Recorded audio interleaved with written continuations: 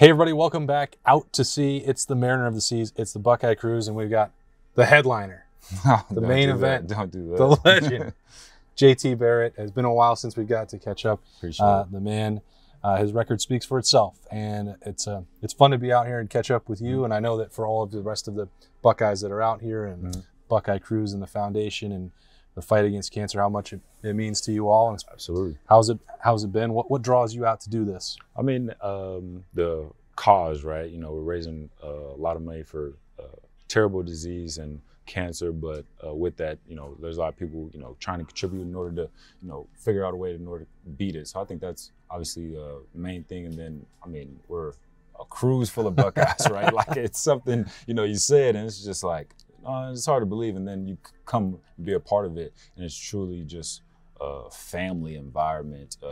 Not like aside from the great cause of raising money, but I mean sharing stories with people, whether it be their own experience with from the fan perspective or just catching up with the boys again, playing ball. So totally, the whole environment is just good, and glad to be a part of it. That part when you're with those guys that you went to battle with, and the stories you tell, do you like?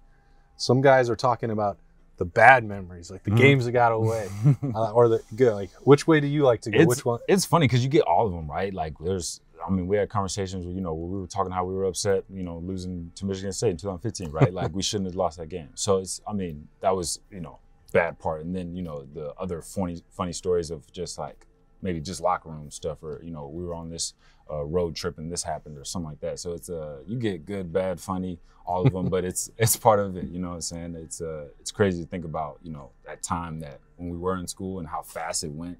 Then you just come back to the Buckeye Cruise and reflect it with the guys. So it's cool. So, what I know you've had a bunch of different opportunities to try and, you know, keep playing quarterback, and COVID popped up in a few of them and different leagues. What are you doing now? What are you trying to accomplish these days? Yeah, so still playing football.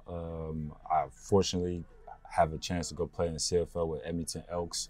And last year I had that same opportunity to go play with Edmonton. I just tore my Achilles during training. So it was like a month before I got up there, I tore my Achilles. So now coming back from that, like I said, still have a great opportunity going up there and playing. And yeah, for a minute once I left school, it was definitely rocky. I mean, I was on P Squad. My time in the NFL, whether it be the Saints and or I went up to Seattle during camp, and then I was in Pittsburgh for a little bit. So I was just trying to hang on. But at the end of the day, I got to a place where I needed work experience, right? And so being that, you know, it's professional football, I didn't have work experience. So Canadian League's giving me the opportunity to go do that, and I'm just trying to make the most of it. When will that start for you? I was heading up there in May for camp, and I think the season starts a month after that. So I think you were throwing with Master Teague maybe the other day and getting him ready for the next level. So it's Buckeyes everywhere. Yeah, I saw Master Teague at MJP down there training in McKinney, so it was good. I had no clue, but was able to get some work in. And that was what was crazy, because I don't think I actually was there with Master. So he was a visit. I think I was like, you know, out there at a camp one day, and Coach Alfred had him up, I think, and I remember it was like Master T, and I was like, this guy's named Master. So that was something that caught up on, so it was cool. Always had that. So, you know, it's a little bit hard for me to sit here and believe, man, you've had Dwayne Haskins come through, Justin Fields, now a season of CJ Stroud. It's like, has JT really been gone that long? Does it feel like it's been that to you?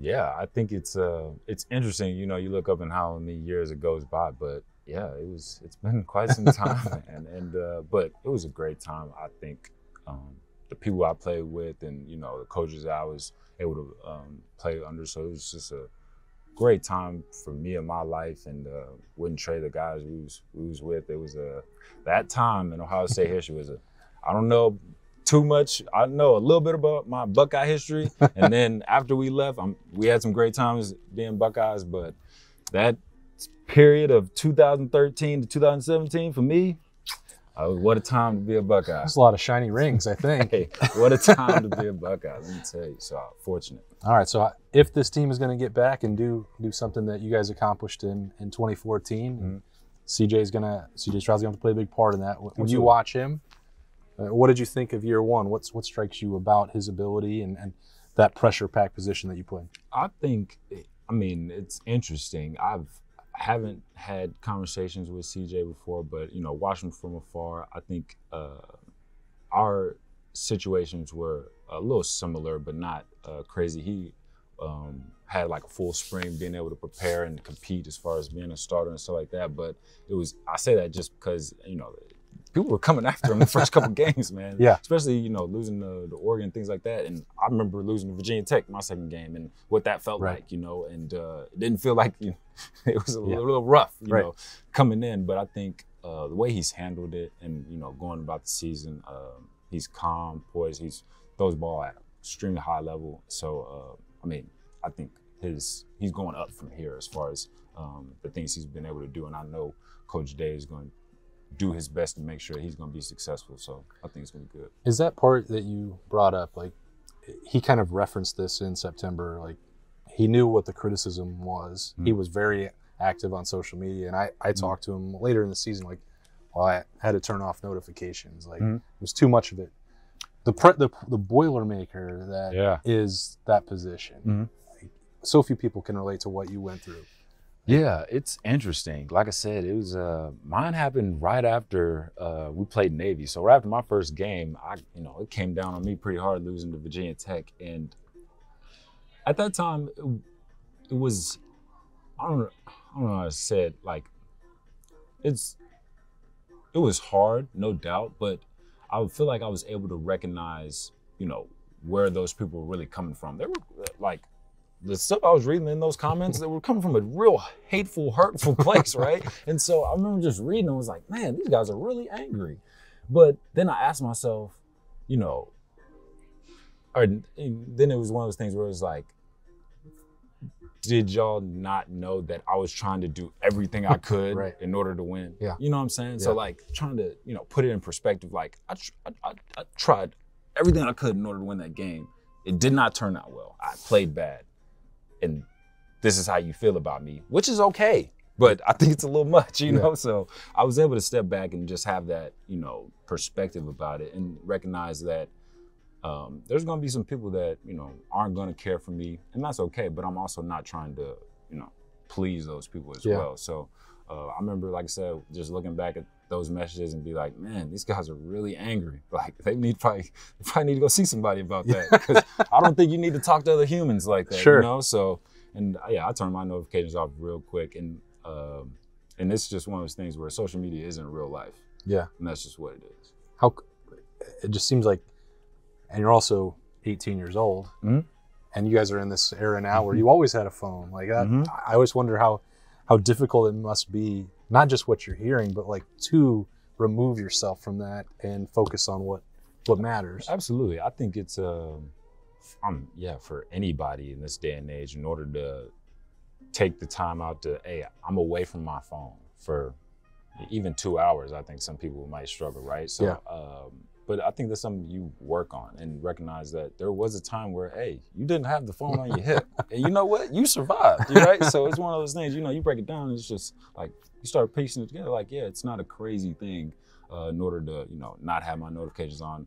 I remember when I was in college, my phone stayed on Do Not Disturb. People would be like, I can never get through to you. And I was like, I'll hit you back, And so it was never, I guess, a crazy thing, but you get adjusted to certain things and, make it work what's best for you. And but yeah, the social media world, and like I said, with phones these days, you could get to a place where you're not on your phone like that, or you're not, checking social media and stuff like that. But it takes, discipline and different things like that. But it has a place. It was just Jerry telling you got another interview to go to. So you've talked about this in the past, and I mentioned those names that have played quarterback since you've been there. Ryan Day's ability to get the most out of his quarterbacks and his offense. Why is that?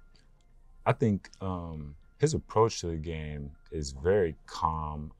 He's also aggressive, and like, we're gonna do what we do well and try to put us in the best position to be successful, right? So it's a lot of times a focus on us and how we could execute and be our best as an offense, and then that ultimately the defense would do what they have to do in order to stop us. Right. So that philosophy or that mindset, I think, and having that attack approach is good as from a quarterback perspective. And then he knows that he's going to try to put you in the best position to be successful. And I think that relationship helps too, because especially for the guys that he was calling plays for, he was able to know what they liked, what they were comfortable with. And then as a player, hey, on this 3rd and 3 call, what Coach Day is looking for, what was the look in practice, right? So I think all that meshed together works out for the quarterback, being that you have a great relationship with the coach calling plays. I think that, that stuff that you talked about, and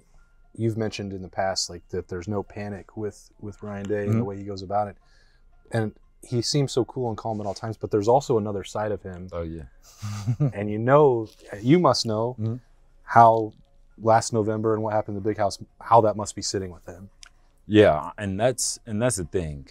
I was with him 1 year, and fortunately, we never got to the point where he blew up. I want to say there was a couple times where maybe Dwayne got him hot enough, but he never really blew up. And but with that, you knew how serious he was about the game, and then also I think putting the responsibility on the quarterback too. Like, he would tell me all the time where it's just like, I'm preparing you for the NFL. So with that, when I say something or, I expect it to be done or be corrected, and it shouldn't be something that, 3-4 times I got to go over and stuff like that. But as far as, now gearing back up from the big house loss and